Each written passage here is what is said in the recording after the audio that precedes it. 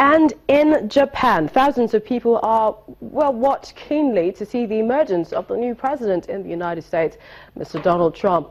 The U.S. ambassador to Japan, Caroline Kennedy, held a watch party inviting Japanese and international guests to her residence.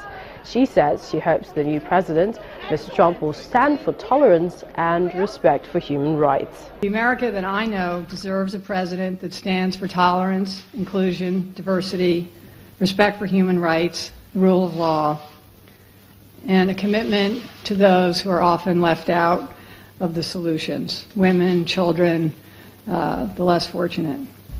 The America I know deserves a president who embraces our immigrant heritage and is committed to work with our friends and allies around the world to bring hope and opportunity and to work for peace.